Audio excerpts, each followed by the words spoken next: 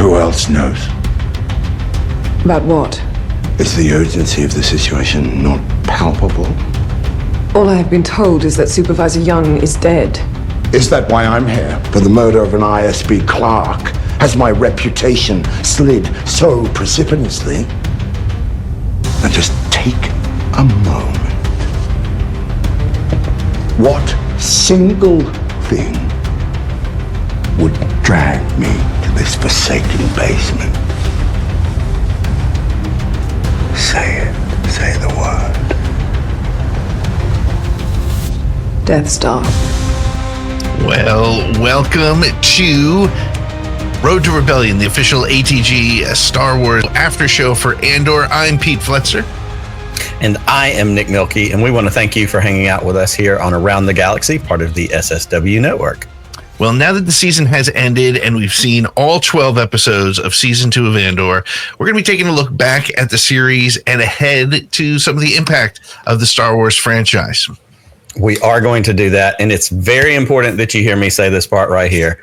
Before we dive in, we do want to give you a full spoiler warning, and I mean season 1, I mean season 2, I mean Rogue One. I mean, if you're here, if you're watching this and you haven't seen Rogue One or any of the other things, hit pause, check it all out, get completely caught up, and come back. We will be here. We will wait for you, but we don't want to spoil it for you because we're going to talk about all of it. That's right. And each week on Road to Rebellion, Nick and I have unpacked the story, the characters, the big moments, the little details, and everything in between. But this week, Nick, we are joined by our own band of rebels, friends of the show, who will be here to help build out our panel. That is correct, and I'm very excited about this. The first person we're going to introduce is no stranger to our network and the shows we do. She is an expert on all things Star Wars literature, one of the hosts of Tarkin's Top Shelf, which is the best Star Wars book podcast out there. I'm excited to welcome back our friend, Becca Benjamin. Becca, what's up? Hey, Becca. Hey, guys. How are you? Hey. Thanks for having me. Good to see you. And, of course, you have seen our next guest breaking down your favorite shows as part of the ScreenCrush YouTube channel. We've mentioned ScreenCrush on our show to go find them for the Easter eggs. My Innie has had the great honor of working with him on the ScreenCrush severed floor. Please welcome Colton Ogburn. Colton, how are you? Hey, my Innie tells me great things about your Innie, Pete. So I'm glad that we can meet up on the outside here. Yeah. Your outie likes to watch Star Wars.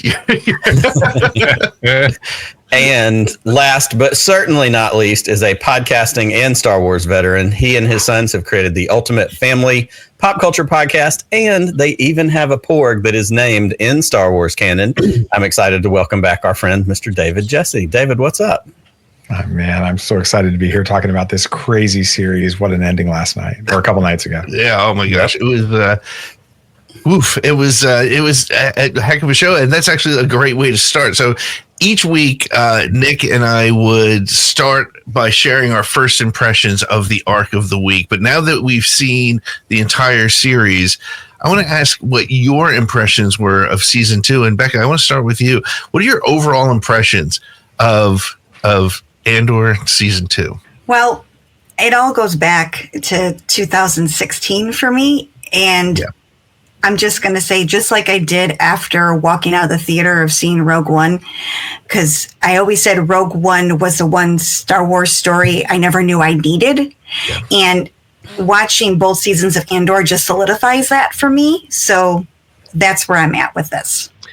Yeah, and it's true. And Nick and I say it all the time. We're like, Kenobi, we don't need that show. Oh my gosh, I'm glad we got it. But Rogue One, you're 100% right, was one of those that I was like, we got it in the opening crawl. We know what happens. That's fine. And it has turned into really, I think, 24 hours plus 2 hours, like a full day worth of story at this point that we didn't know we needed and has flushed out the galaxy in such an amazing way. Colton, what are your thoughts on your response to Andor season 2? Oh, well, like season 1, it's definitely, I'd say, the best Star Wars we've gotten since Revenge of the Sith, probably since Return of the Jedi. I mean, it is it's top tier storytelling. It's a sector of the Star Wars universe that I always wanted them to explore. Like, I want to see them in the literal trenches of the rebellion, and that's what Andor has given us. And, I'm sure we'll talk about this as we go, but it's a big galaxy. There's room to tell all different kinds of stories in this universe. And I'm hopeful, and I don't want them to like beat a dead horse or overdo it, but I'm hopeful that Gilroy will maybe do something else, like maybe something in the First Order realm, or, tell a story like that. Yeah, I had this concept on my way home today on the train. I was thinking maybe he could do like the many Bothans died stories. That way we keep Mon Mothma. She's so great. I'd love to see more of that. But then that would be beating the dead horse. I think you could easily make a case that would be just doing the same thing again. But I want to go right back for sure. Yeah. And David, what's your takeaway after the first, or after the season 2? Yeah, when we finished watching season 1 and we were recording our podcast and talking about it, I said that it's one of the most amazing television shows that I've ever seen, and I feel the same way about season 2 and the entire series as a whole. The challenge that I've always had with it is what Star Wars is for me, right? And Star Wars for me has always been about things like the mythology and the Force and the Jedi and the Sith and those types of things. And so I've struggled a little bit with this series, absolutely loving it, but wondering if it feels as much as Star Wars as I wanted. I've had to let this series, every time we watch an episode in season 1 or an arc in season 2, just sit for a little bit longer and think about it and process it. And that's the kind of, whether or not it's Star Wars or anything else in entertainment media, anything that makes me stop and process and think about what I'm watching a little bit more deeply is amazing. Yeah, I think that's one of the things, as you were saying, that it struck me that it's rare for a season 2 to be as good as season 1. I mean, maybe not rare, but it's hard to keep that streak going, right? And so not only, I think season 2 was better for me. I think just maybe it was because of the way it was delivered, or maybe it was because there was a little more action, or I don't know, for whatever reason, it was better for me. And I loved season 1 as well. So it was kind of interesting that, the fact that it can be so continuous, and I think just about all of us have probably at least watched a scene or two from Rogue One since it ended, and you're just, I can't believe it makes the connection so very well. So, which again, a testament to Tony Gilroy. Nick, what about you? What were your first impressions? I have 2 very specific takeaways. The first one is, like we have said way too many times, for something that we didn't know we needed or we didn't ask for, this story is a certain point of view story from one of the certain point of view books, because it's, hey, here's a little bit of a thing about how did we get the plans to the Death Star. Let's make it a movie. So we made it Rogue One. But then we went, but let's dig into that some more. And so we took a moment. And the one I love so much from certain point of view is the argument that Han and Leia are having in the hallway in Hoth, and the guy that comes through in between the two of them while they're having the argument. We wrote a story about that. But we took that, and like you said, we blew it up into 2 seasons of prestige TV and an incredible movie. So that's the first thing that I love about it so much. The other thing is, and I'm going to pander just for a brief second to our good friend Matt from Enid, Oklahoma, because if there's one thing I have asked for a very long time, is I said, where is my West Wing Star Wars? Because the West Wing is my favorite TV show of all time.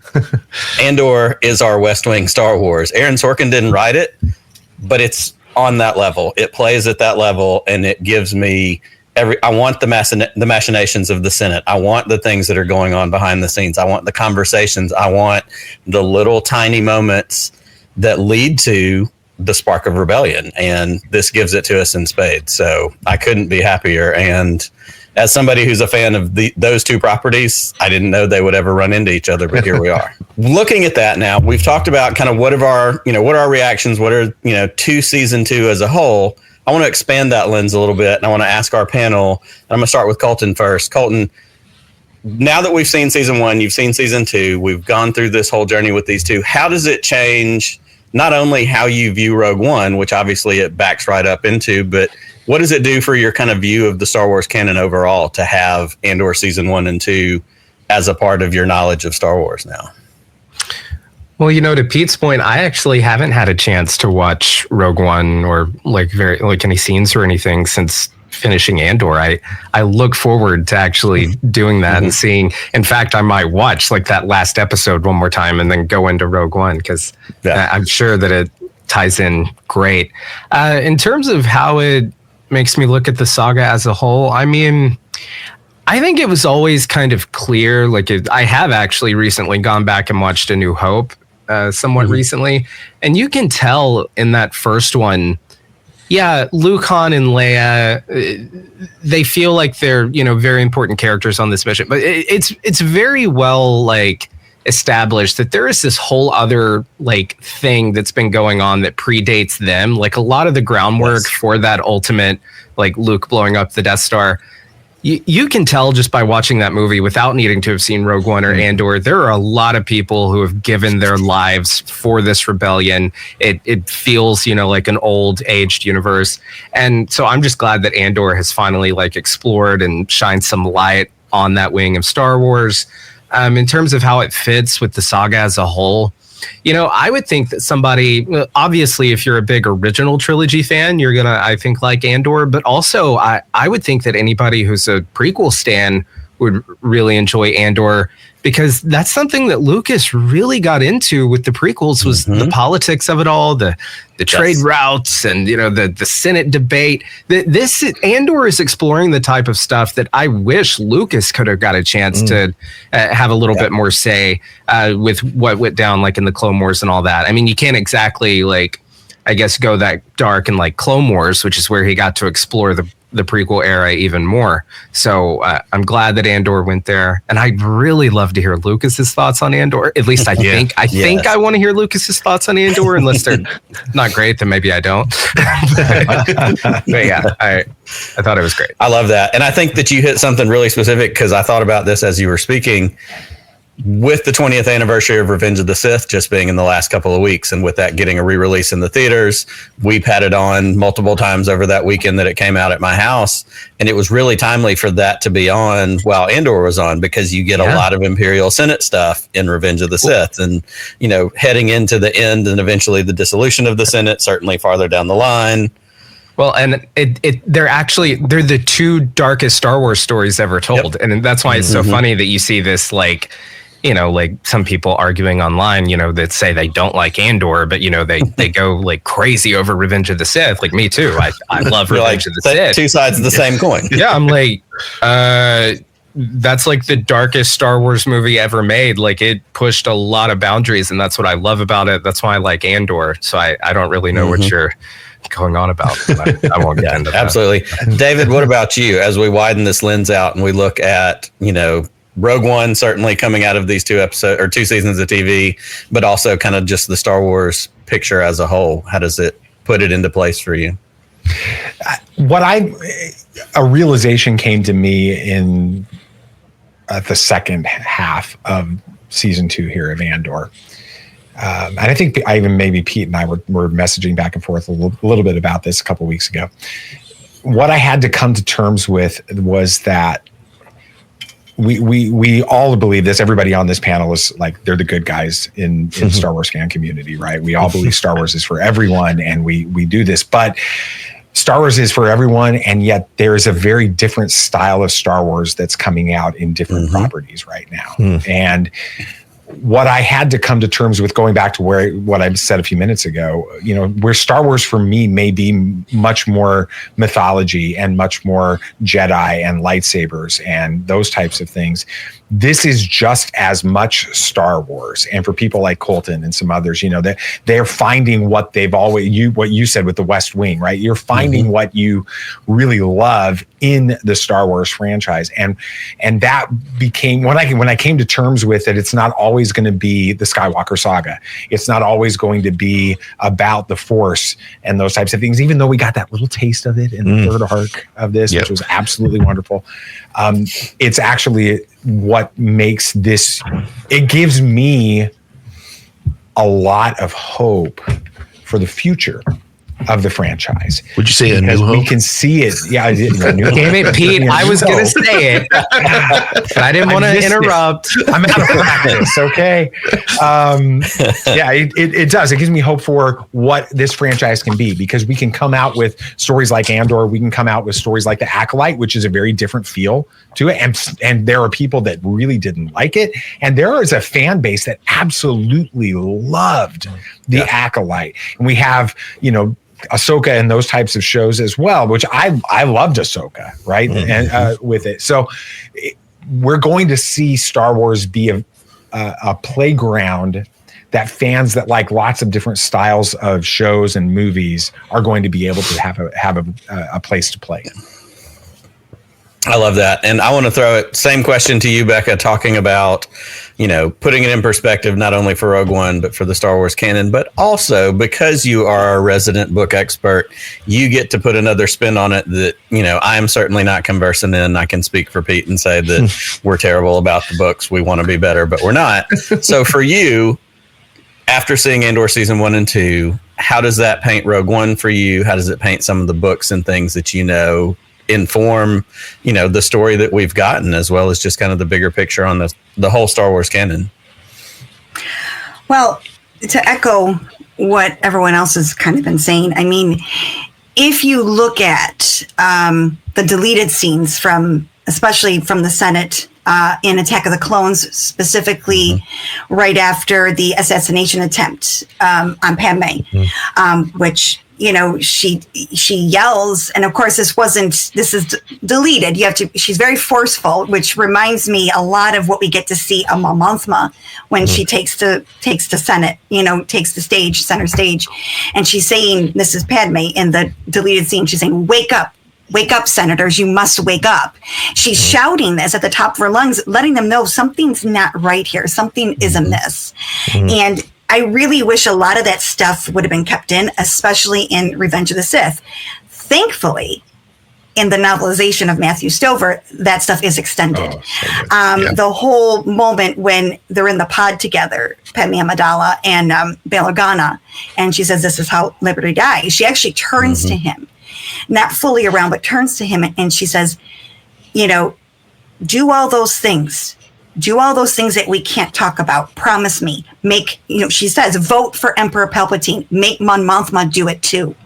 Do everything. So she's already planting those seeds. You guys got to follow through. And what the beauty of Andor is that it's really about people who know they're not going to be around. They've already sold into the cause where we're doing this for the next generation and the generation after that. They're giving up everything for that, as Luthen said in season 1. I mean, it's foreshadowing what we're going to see in the very final clip is that we're doing this, we're sacrificing everything for a sunrise I will never see. We'll never see. And even Padme Amidala knew that in Revenge of the Sith. All the way back then, she knew. That's why she went off to Mustafar to confront Anakin. She knew it was a lost cause. That's why it took her so long to even get out of the ship. She knew she wasn't going to make it back on.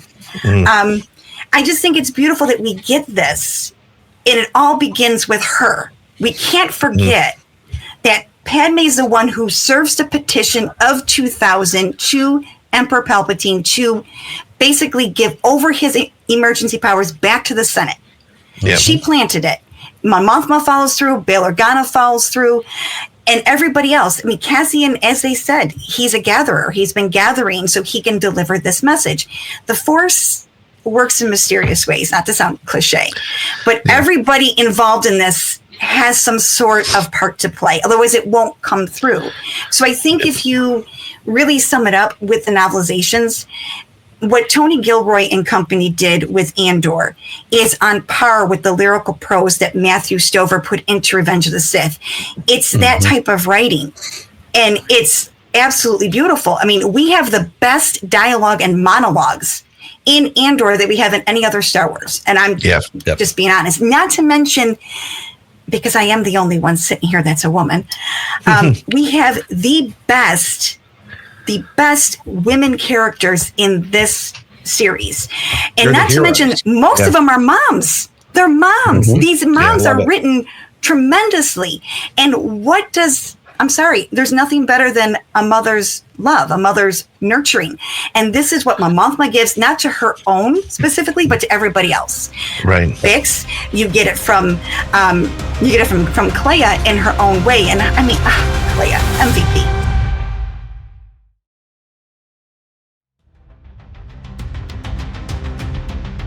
I want to get everybody's opinion on Dedra, because it's like Anakin, right? Horrible things they've done, but they come from and there's no excuse for any of the horrible things they've done. But then you look at the way Dedra was treated, and you look at it from a purely, and this is why I want to get your opinion first on it, Becca, because she's physically abused at work, right? I mean, by her boyfriend on Gorman, and by Orson Krennic. He literally grabs her by the throat and puts her down in her chair and says, "We'll be fine without you." And she has her story. I started to feel bad for her in her story a little bit when she was talking about she's always had to be a scavenger. And I thought of all the women who've had to work a little bit extra hard to get ahead at work, and it doesn't get recognized. And when they do something and it does get recognized, sometimes it's downplayed. What was your overall feeling on Dedra? Because I agree, there were other fantastic female characters, but Dedra was playing it in a very different side, I think. Oh, yeah. No, Denise is a fabulous actress. What she was able to portray, just even without words, the shaking of the hand, the pulling down her uniform and the collar, like you feel that. But first and foremost, she is written to be a bad person. She is a bad person. Period. Regardless of what's happened to her, she has always made bad choices because of she's a product of her upbringing. Okay. She was raised, as she claims, in an imperial kinderblock. We had what we needed, so she's already brainwashed in a sense. I'm using that because that's what it is. She's brainwashed to believe this is the way of life. This is the right way. So yeah, she did have to scavenger, but see, somewhere along the line before this unfolded the way it did, it should have clicked. It doesn't click until she's in that cell that, oh my gosh, I completely fudged up. Yep. Like that's when it clicks that she realizes she's been on the wrong side all this time. Yeah. Because even Krennic tells her, he calls her out, you missed your calling. You should have been a rebel spy. She should have been a rebel spy. Yep. So yeah, again, the acting by Denise was just phenomenal. But again, it's hard for me to have some sense of sympathy when I know she's done. I mean, I know you put her on the same, I guess, scale as Anakin, but see, I don't see that. I mean, that's a little bit of an extreme to be fair, but yeah. That is, and I'm not justifying him because he did horrible things. There's no justifying that. Right. But when Anakin was Anakin, he was good. He was a good person. Right. She was never good. Yeah. Right. Yeah. No, she was never good. Right. True. Sorry. Cole, do you have any thoughts on Dedra as a character? Well, I mean, you just have to keep in mind that this is a war, and a war, and I think Andor showed this great. There are not many good guys. Both sides are going to do horrible things, and they might acknowledge that they're horrible, or maybe they're brainwashed enough to think, oh, well, it's justified. I think you'll see that on both sides of a war. I think they show that great in Andor. I mean, we have to keep in mind that the rebels, I mean, they're terrorists. I mean, I'm on their side, but they're terrorists, and they're doing things that are morally gray, or maybe just clear, like, oh, hey, that's immoral, but I'm doing it for a sunrise I'll never see. So I like that they gave us a little bit of that conflict with her character. In terms of like, I love, to your point about her being a woman in this galaxy, and yeah, sure, the Star Wars galaxy is probably a little bit more progressive in terms of acceptance. But I mean, it's been clearly established, like in the canon, and I know, New Hope was made back in the 70s, and that of course had something to do with it. But, and as we see in Andor, you'll see that all the top ranking, Imperial people are, white guys. So I think it makes sense that in canon, we can assume that it is hard for a woman to climb those ranks. We've seen the Empire is very prejudiced toward non-humans. That's a part of that galaxy. So I think they handled her character really well. Stellar performance. I was gonna grab it, but I think it's across the room. I actually just picked up her vintage collection figure. Great figure. Yeah. Yeah. See, you're doing your part. That's good. David, do you have any thoughts on Dedra? Well, this is something that has been said in so many different ways for different characters throughout the decades, that the best villains are the ones that think that they're the good guy, and that's the beauty of Dedra, right? She never once doubts her righteousness. Yes, throughout this, even that's to the extent of being willing to break Imperial Security Bureau protocol in order to go after Luthen when she's been told not to. She's not supposed to be going after Axis. Now she's going to arrest him. She's been continuing to do this. She's exactly the overstepping that the rebellion needed to be successful. Her coming in there, making all of those mistakes, opened up. If she doesn't do that, then Rogue One doesn't exist, and what we see in A New Hope doesn't exist. And that was such a beautiful way of setting her character up, because you love her and you hate her, and you understand her throughout both seasons of this. And Denise did an amazing. And I think that's actually one of the things that Andor did as a series incredibly well was. And they did it without introducing Vader and the Emperor. The bad guys are bad guys that you love to hate, like every single one of them. And so speaking of which, David, let me go to you. Nick and I every week would pick our MVP. So I'm going to take Cassian off the table because it's named after him. It's the name of his show. But let's take him off the table. Who was your MVP of the series? Who and define that however you like, but who was the character that you walked away from this series with the most feelings for in one way or another? It was really interesting how, if you would have asked me this question because I'm in Central Time, so this show comes on at 8 p.m. If you would have asked me this question at 7:45 p.m. Tuesday evening, my answer would have been very different. I did not really get into Clea as a character. I thought she was kind of like, why do we even have her in this show? She's just there to have to play off of Luthen, with it. And I came out of the series thinking, oh wait, so Luthen really wasn't the hero that put the rebellion together. Clea was the hero that put the rebellion together, right? Because what Luthen is doing is as a way to his own weird, twisted way, in my opinion at least, of trying to redeem himself for the absolute horrible things that he did to her family and her planet and her people. And when he finds her, it becomes real to him about what he's doing. And he makes it his mission to rescue her and to be a part of her life and to protect her. And she's the one that's pushing for what we see on Naboo. I believe it's been established that we can all agree it was Naboo. Naboo. We see all of these moments. She's the one constantly pushing. And then when you look back, season 1, season 2 of Andor, it's always her. She's resolved. She knows what she's doing. She's calling Luthen out. She's calling Mon out. She's calling Val out. All of them, because she needs to keep this rebellion going forward. And so the beautiful thing about her ending, it goes back to a lot of the things that we've been talking about with the way that they wrap up the stories and with it. She's the type of woman that is so confident in who she is that she doesn't have to get the credit.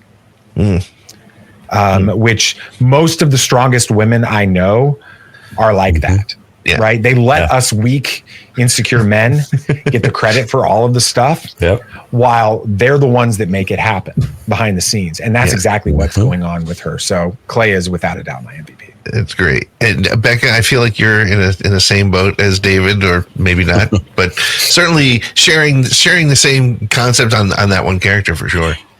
Oh, absolutely. First of all, I can't thank everyone that made Andor enough, because I feel seen. The whole hospital, the whole scrubs, like, yay! Sorry. But anyway, going back to Clea, it's really interesting because I haven't really heard too many people saying this, but it's like, does anyone not see the parallels here? Luthen and Clea are exactly Saw and Jin, okay? Both little girls were, in a sense, had these surrogate fathers, not because they wanted them, but because they had to. Saul raised Jin to be this martyr, to be this weapon. And he left her at the age of 16 because people were gaining interest in the Urso connection. So he leaves her alone with nothing but a knife on a mission. Okay, at 16. Then you get Clea, like you said. She's good at disguise, good at being the decoy. Look at what she did at that whole thing with Lonnie. Oh my gosh, she's just incredible. I mean, it still strikes me that Tony did this and he gave this parallel to the Jin and Saw scenario. This is exactly what this is. Only Luthen doesn't leave her when things get too hard. Right. Things don't get too messy. He actually tells her, I will do the burn. Because he knows that if she stays behind, it's going to be her. Yeah. He sacrifices himself for her. Let's also say this also meshes well because you just recently watched Rogue One. When they decide that they're going to go to Scarif. And Jin is so taken aback by it. She goes, I'm not used to people sticking around when things go bad because Saul left her. Right. What does he say, Cassian? Welcome home. Yeah, welcome home. Yep. Because it's just again, not to be cliche, but the Force works in mysterious ways. Yeah. Because he's gathering. He has to gather Jin because without Jin, there is no message from the messenger. Right. There it is. It's just Clay is awesome. I love that connection. I did not get I didn't see it the first time until you just said it. The connection with the Saw Jin parallel, and that's a really good pickup. What about you, Colton? Was there an MVP for you? Krennic. No, I'm just kidding. I made this comparison recently. I don't know if you guys have seen Better Call Saul.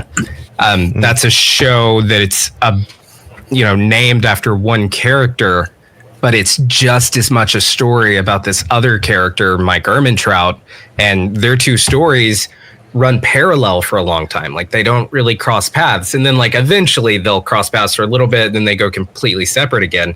And I think that that's what they did perfectly with Andor, that this show could have just as easily been called Mon Mothma. And I think that she's the MVP of this show. I love her character. I want to see more of her, in a post Return of the Jedi, story. I want them to do a story that takes place after Return of the Jedi, recast the original 3 and have her there, show her becoming the Chancellor and all that. Her calling a genocide what it is, her, taking this fight to Palpatine, calling him out in the Senate, willing to leave her family and all that behind. I think that she is a standout for this show. And I think I'll add to that. There's two things that struck me about Mon Mothma, and they both happened in the last couple episodes, the last 2 arcs. One was the way Genevieve O'Reilly played her when Cassian shot people right in front of her. You realize, oh shit, she's never really seen that part. She's read about it, she's gotten reports on it, but she's never seen that.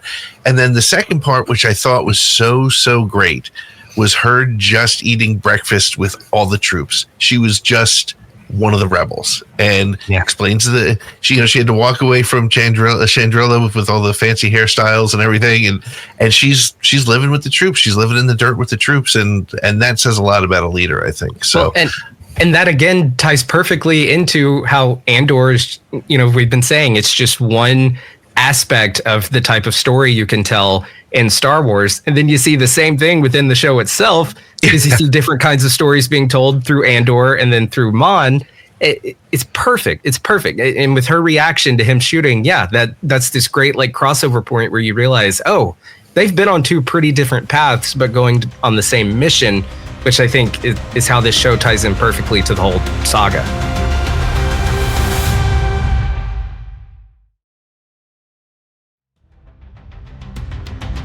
Nick, who's your MVP?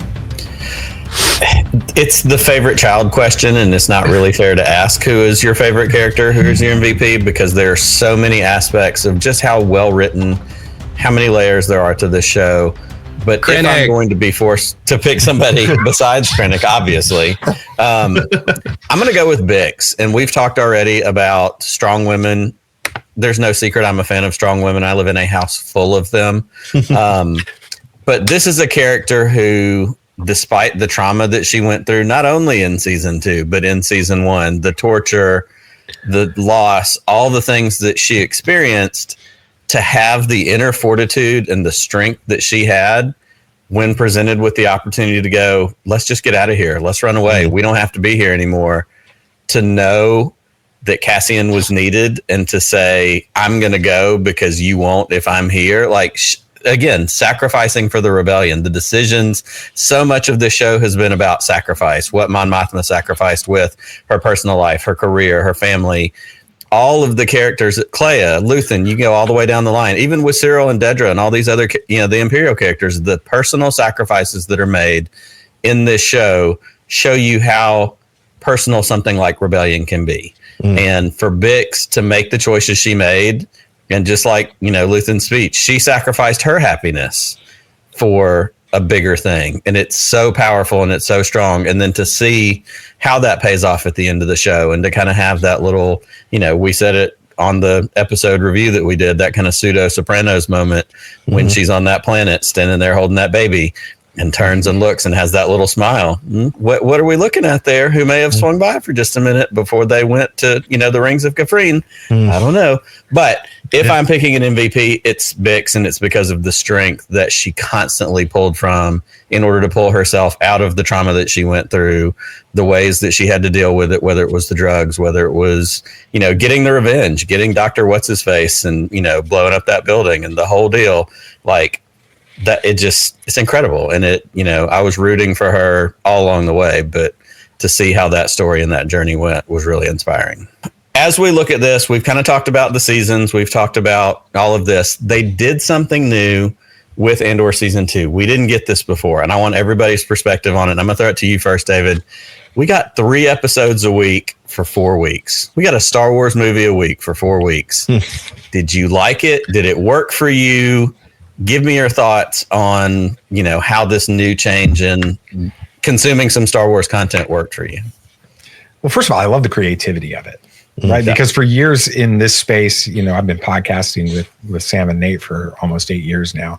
Yeah. The debate was always the binge version of these releases or the week-to-week version of this. And that we never once saw the opportunity for something like this. And so I felt like it was the perfect sweet spot, at least for this series, with it, because of the way that they told these stories, these arcs with it 1 year at a time. And it allowed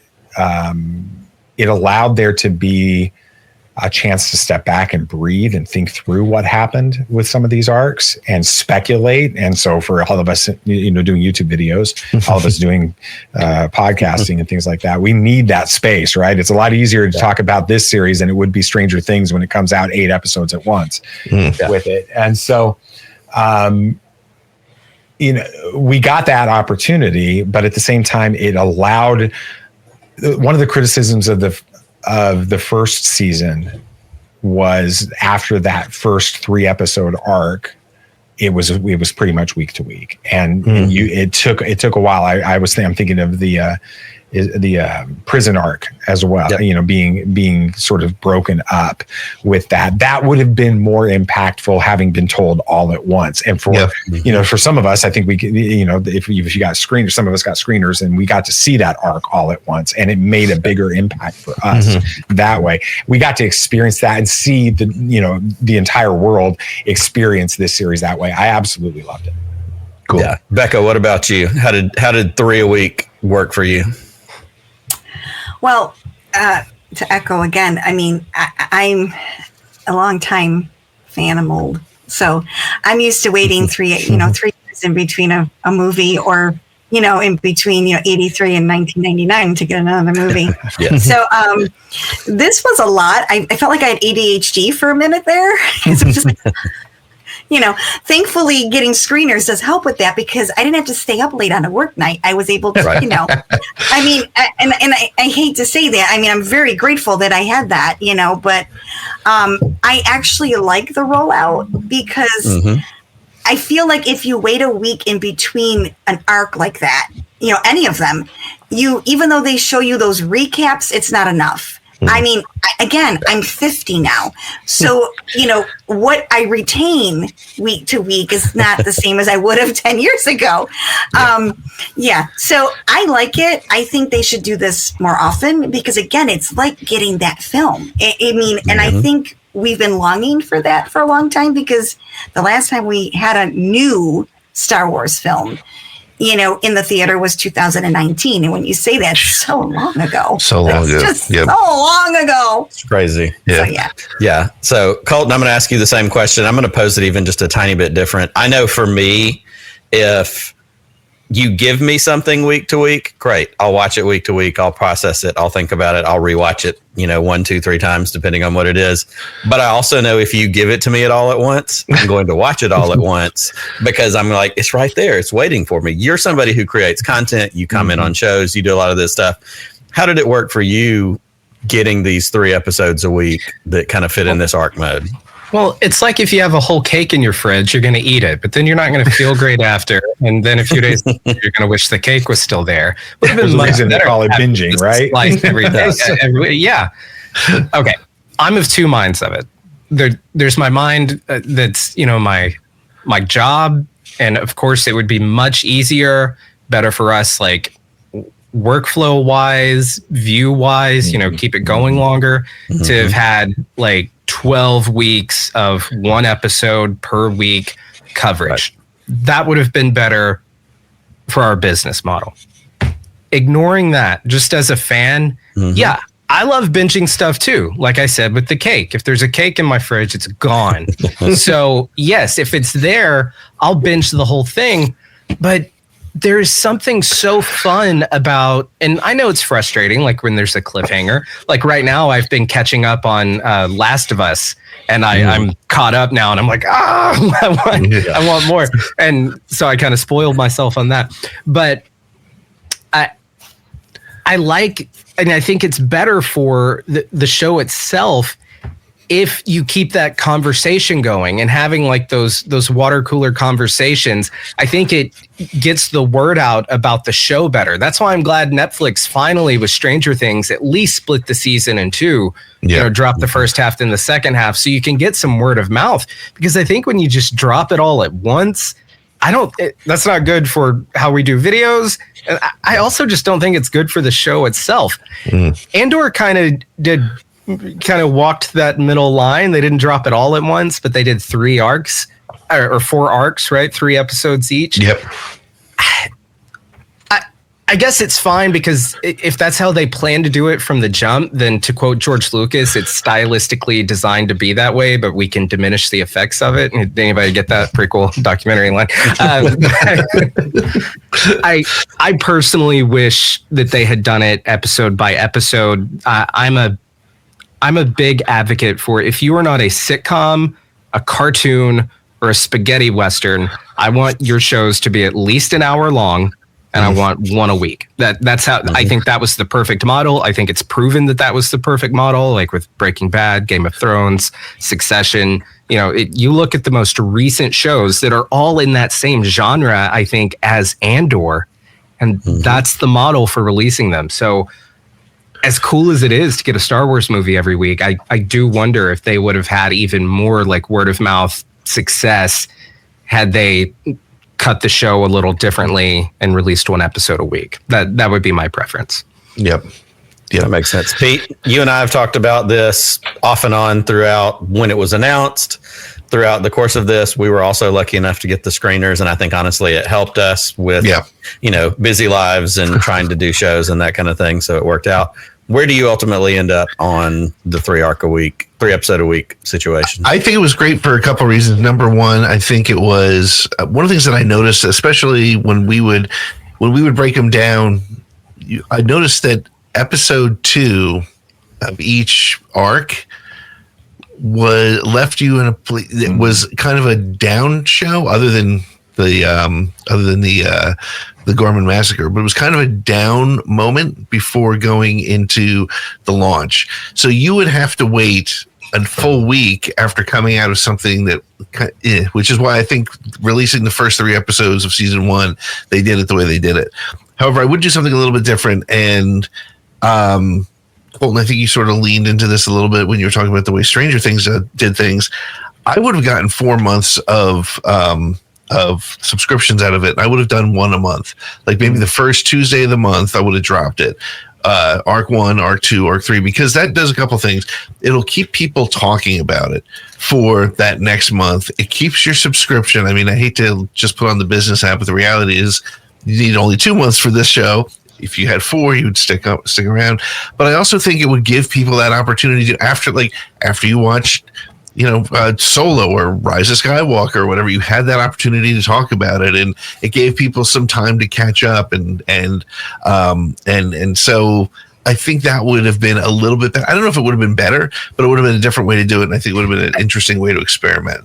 I think we're also at a point where there is so much, especially just Disney alone, they're putting out so much stuff, which great, but I feel like a lot of people are getting to a point where they feel like they just do not have time to watch everything. It feels like homework. Like, I need to binge 3 hours of this show before I can watch this next week's episode. Right. So I can see that being a problem. And can I just say, I think I kind of brushed over this in my point about like if you're not a spaghetti western, a sitcom or a cartoon. My point to that is, I love that we are actually getting hour-long episodes and not that 22-minute, you don't account for credits stuff. So I want to praise Andor for that as well, for actually giving us real TV. Yeah, amen. Yeah, the 36-minute episodes are like, oh no, stop. Yeah, and half of it's credits. Wait a minute.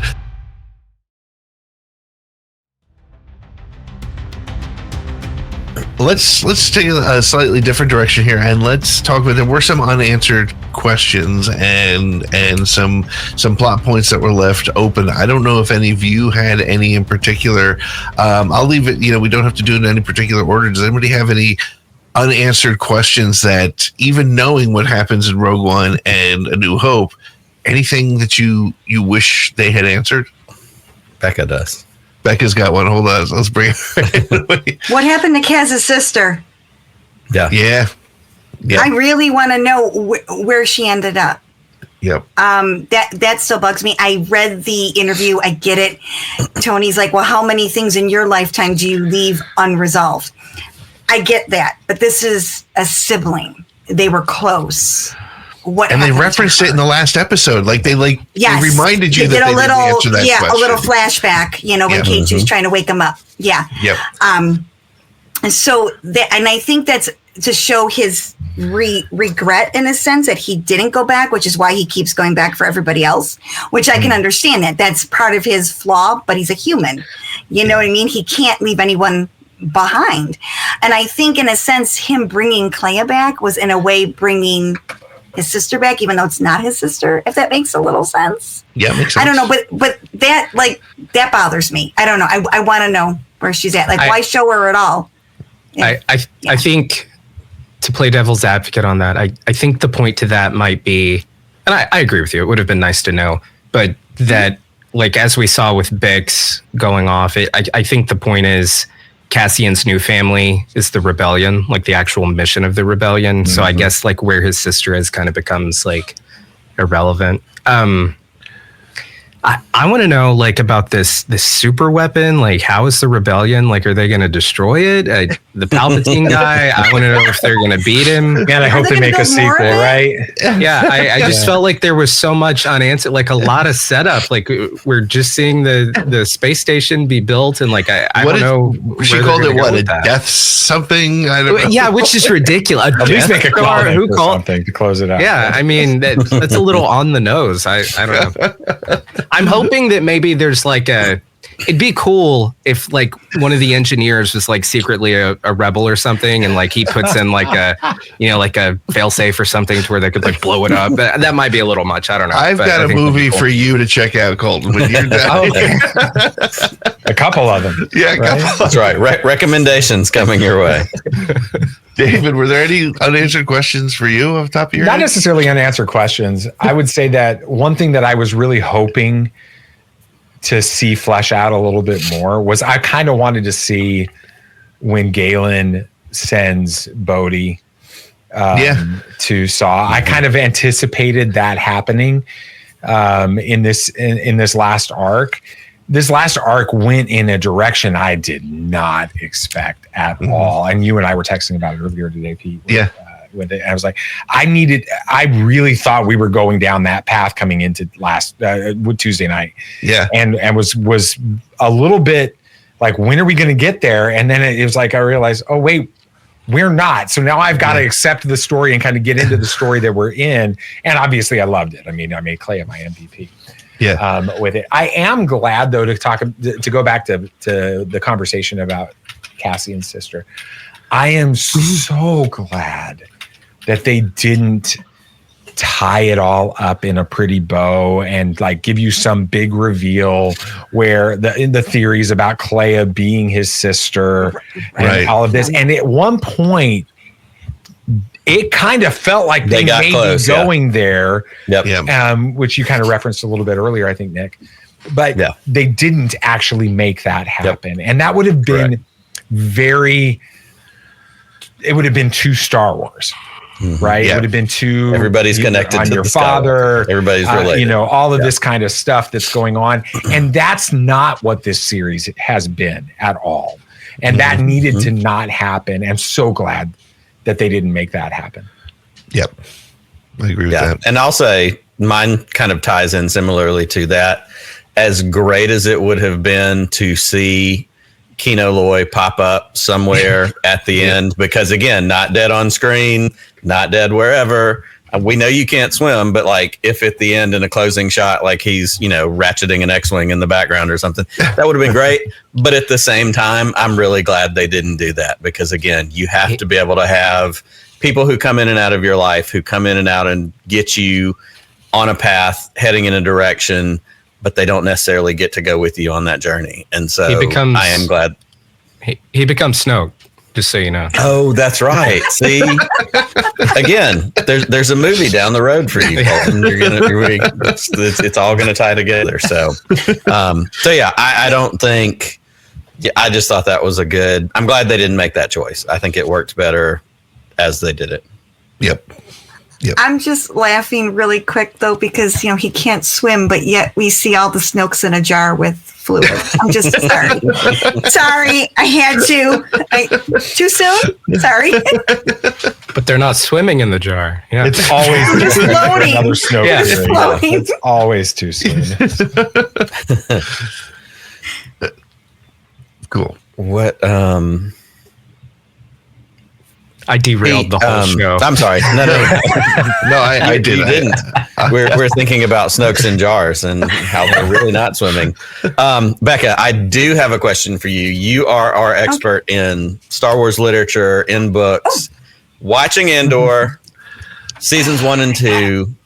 This is your chance. What are the recommendations for people coming out of Andor 1 and 2 that may not be book people? Because we know there are so many more incredible stories that exist that fill in even more of these gaps, even more of these stories. What would be some of the Tarkin's Top Shelf official recommendations based on watching Andor? Okay, so these are, again, not in this order necessarily. Okay, so just Rebel Rising. This is the Saw and Jyn Erso story, but even after he leaves her with a knife at the age of 16 by herself, and how she gets out of that. Very, very cruel, but yet she still has affection towards him. So that just speaks to her moral compass. Yeah, just saying. So there's that. This, absolutely love. This just came out in February. Please get this. This series is going to be phenomenal. This happens right after Revenge of the Sith.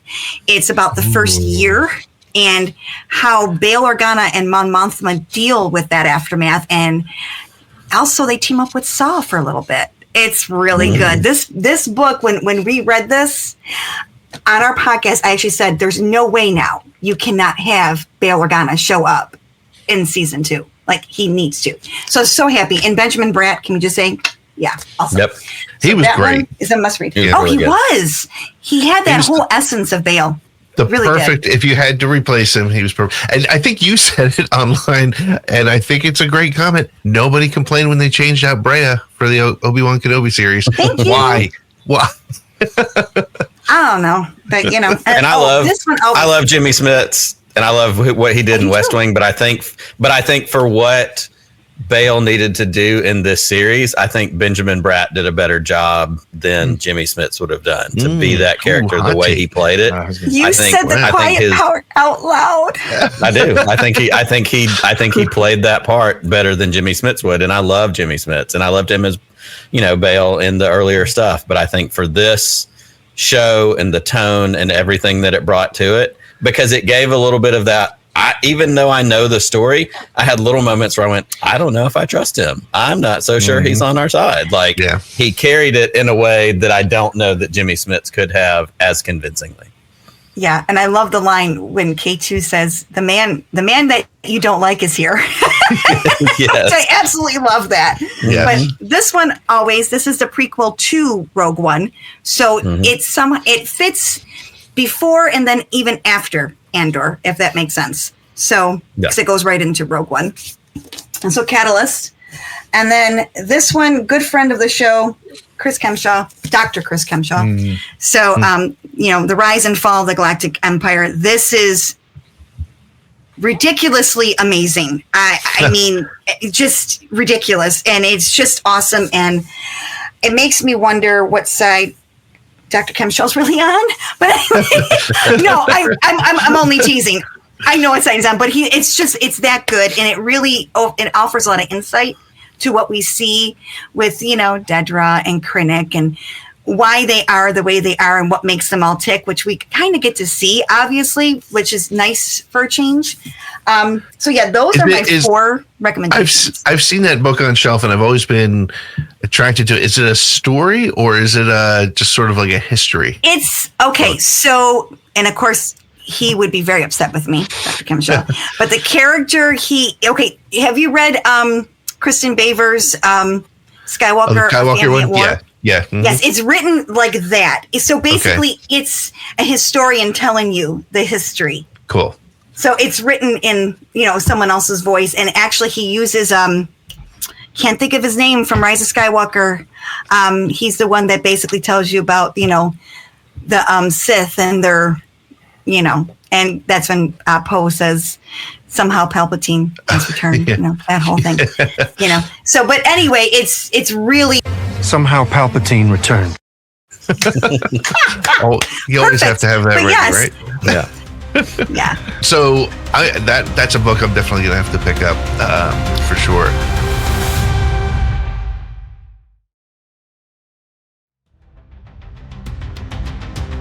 Colton, I'll throw this to you, and we'll start there. But ScreenCrush, of course, is without a doubt the place for Easter eggs and things that we might have missed on all of our favorite shows. I now watch your All of Us.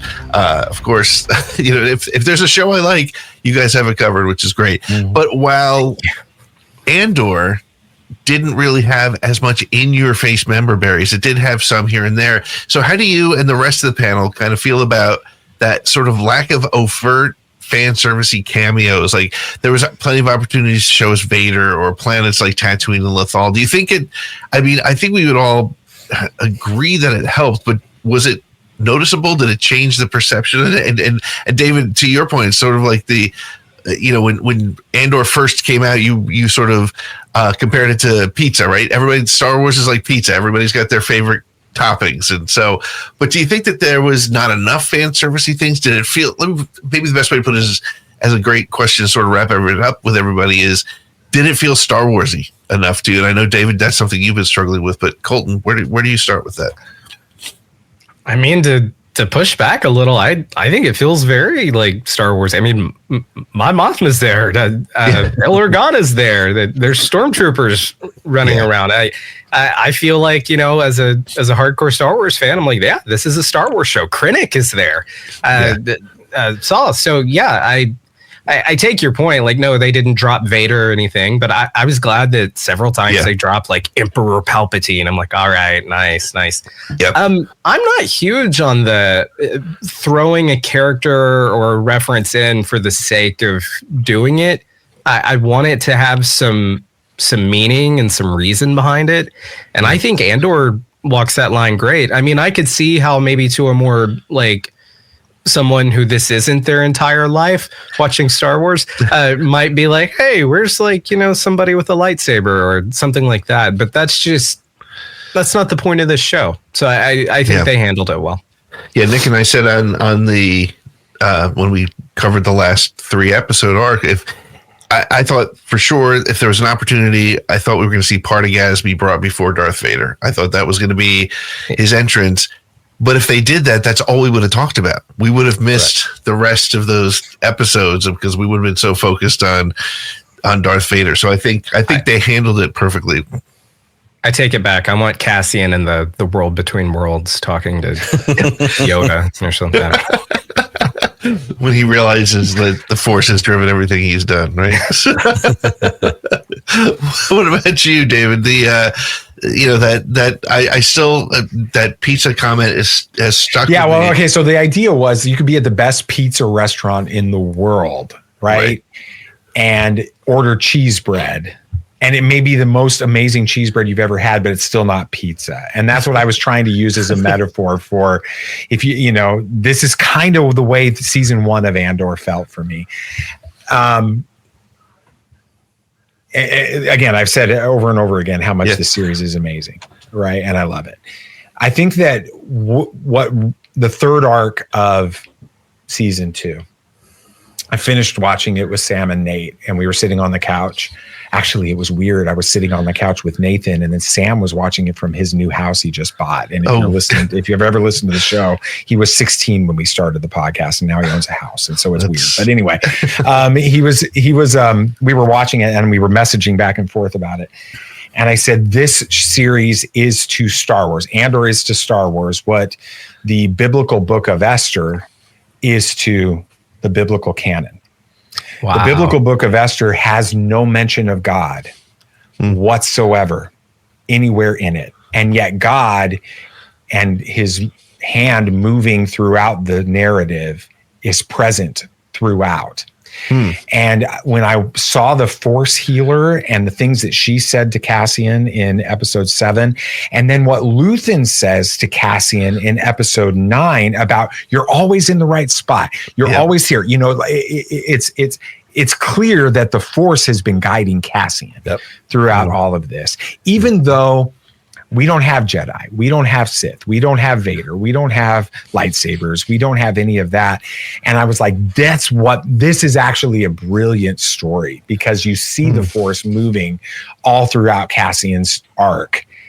And you don't have to actually tell everybody that's what's going on. I would say it's very show, don't tell. Yeah, it's beautiful. That's a great observation. I love that. Becca, anything to add to that? No, I mean, I don't know if you're trying to get on to putting something in there for fan service type thing. But I was just happy, like I said, going back to my book recommendations that even though Jimmy Smits was not going to be able to make it work, they were brave enough to recast. And I think that needs to happen more. Yeah. Okay. Because let's face it, I mean, if we're getting older, that means certain actors are getting older and they're just not going to be there anymore. Some of them aren't even there anymore, but yet their characters are living on in a timeline where it's building and it's going to be necessary. I'm hinting at Leia. Anyway, just saying.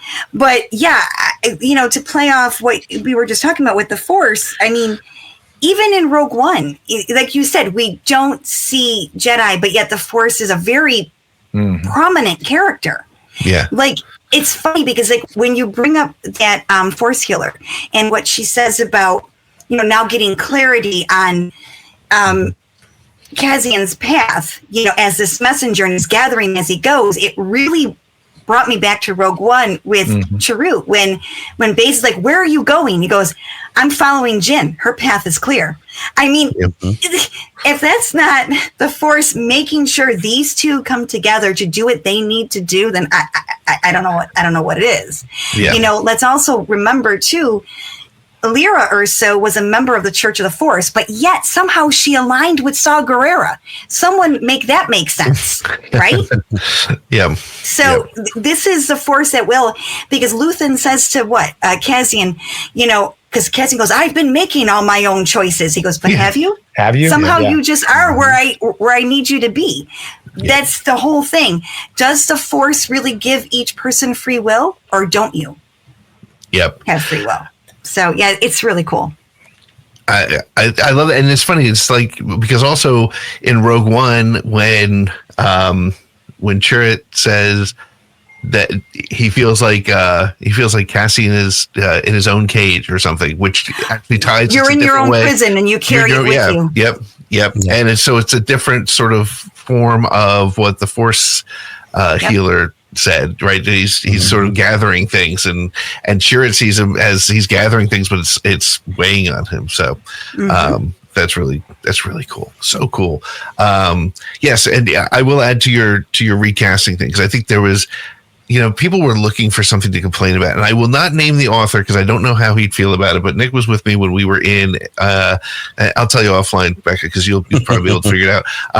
But when we were at Star Wars Celebration in California a couple of years ago, we were sitting with this author, and I asked him.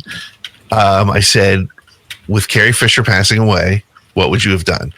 And he said, I would have recast her. He said, it wouldn't have been popular.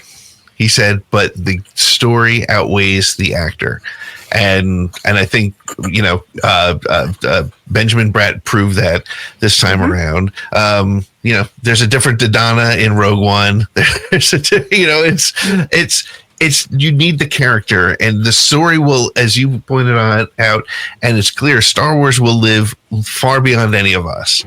And if they're going to continue to tell these stories, you need to have the character live on. And yeah, you can base it on Carrie Fisher's personality or whatever Mark Hamill brought to Luke Skywalker or whatever that might be, but you need to be able to move on. Otherwise the stories can't. So, yeah. So any parting comments before we go back? I'll start with you. Any parting thoughts on the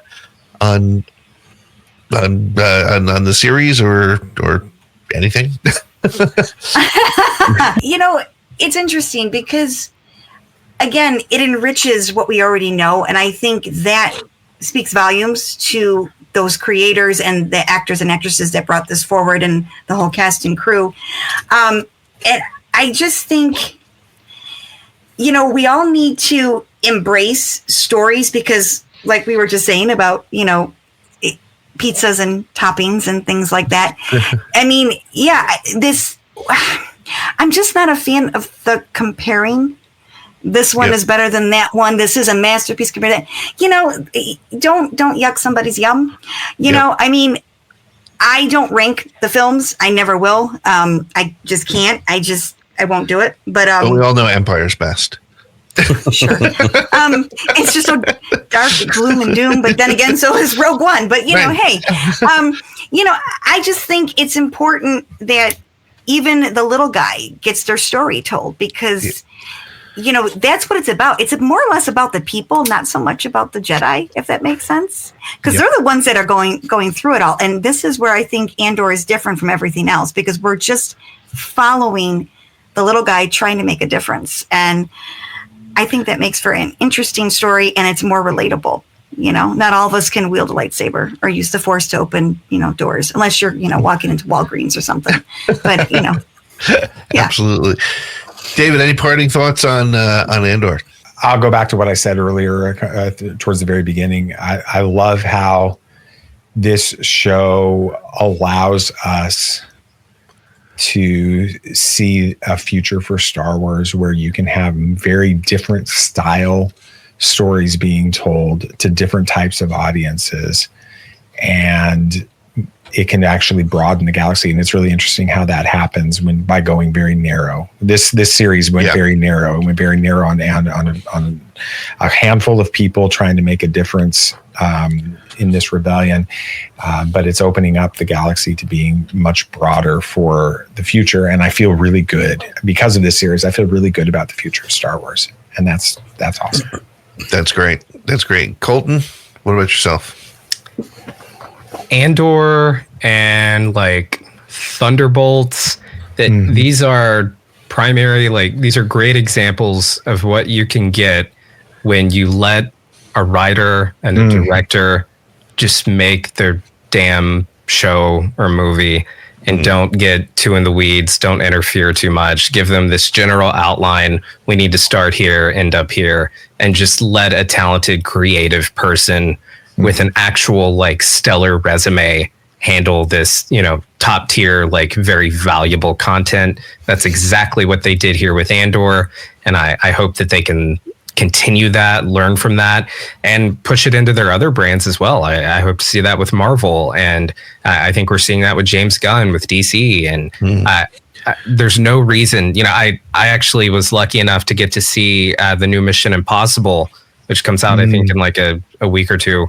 I got to see it the other night. And the whole time, sorry, I know I'm kind of going off on a tangent here, but the whole time I'm sitting there wondering, because Tom Cruise, say what you will about him, he knows how to make a movie, and he has like this passion for filmmaking, and you can just see that in his movies. You can see it in Andor. And the whole time I was watching Mission Impossible, I was like, why wasn't this Brave New World, the new Captain America movie? Why didn't they go this route?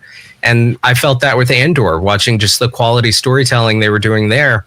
I know you guys, I enjoyed Kenobi and Ahsoka to a certain extent as well, but I was wondering, well, why didn't Kenobi and Ahsoka have this same, like, I don't know, just quality, like Kenobi especially. I wanted this wartime, like PTSD type story that I think that they went up to a line, but they never went past far enough with it. Yeah. Yeah. I wish they'd gone the Andor route with that. And I hope with the great reception they're getting from season 2 that they'll, entertain that idea.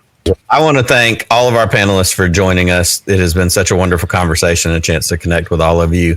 Everybody's socials will be in the show description, in the links below. So check them out on all the different things they do. Tatooine Sons, ScreenCrush, Tarkin Top Shelf. You can't go wrong with any of those. So thank y'all so much for being a part of this.